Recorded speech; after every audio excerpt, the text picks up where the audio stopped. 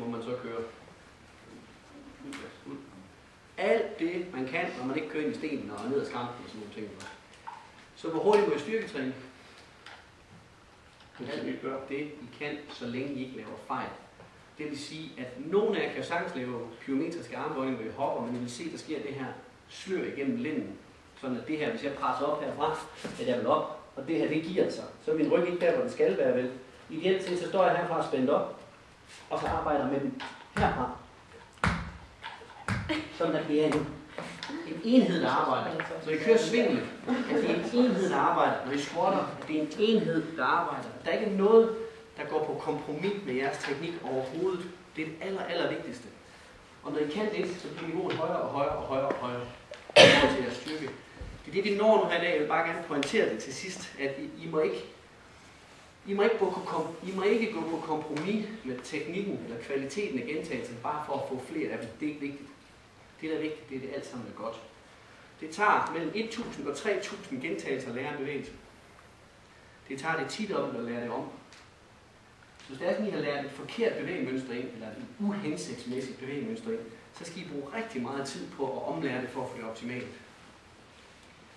Og hvis der er noget, der er, så er det teknik og træthed. Det er hver sin ende af skalaen. Jo mere træt I er, jo ringere bliver jeres teknik.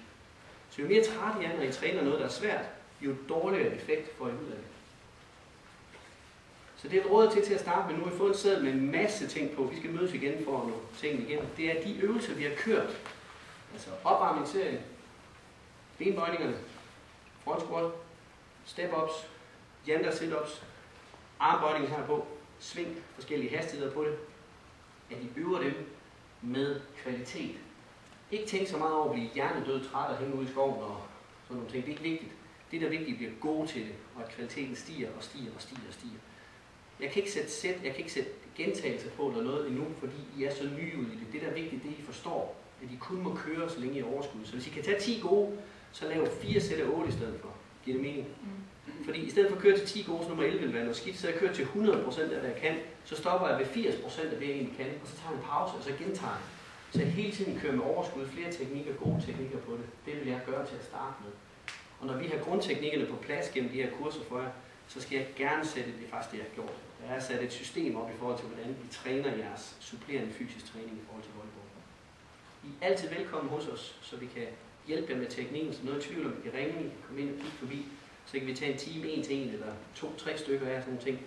Og så vil jeres læringsniveau bare accelerere helt vildt på det. Så kan I sprede det blandt hinanden i klubben, og forhåbentlig så bliver I så gode til det, at dem, der kommer, skal lære det næste gang, de bare lærer det af jer.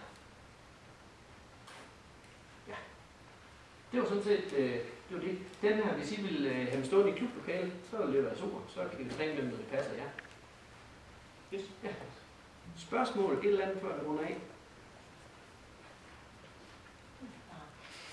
Det er et tegn på, at jeg har snakket for lang tid. Er det hver mandag, eller? Det er ikke hver mandag. Jeg skal lige snakke med Preben om, hvad vi gør nu her i forhold til det. Jeg regner med, at vi kører det her 2 gange mere, så tror jeg, at I har styr over basis derpå, ellers så kom ud til mig. Så kigger vi på det der. I skal få besked i god tid, når vi har næste gang. Ja. Men det vi arbejder med nu, gør det som en del af jeres fysiske træning, for det har I styr nok på til, at jeg vil sige god for, at I får lov at træne det. Hold fast i det her makkerpar, at I træner sammen 2 og 2. Lad være med at træne alle sammen samtidig. Det er fedt for holdstemningen, men det er ikke særlig godt teknisk. Kør sammen 2 og 2, så den ene laver noget, den anden hviler. Så bliver I dygtigere på den måde. Ellers så lad os sige tak for jer. Jeg håber, I får noget ud af det. Og vi ses i, jamen vi finder ud af, hvornår vi ses igen, så skal vi nok kigge på det. Centeret dernede står klar 1. i 10.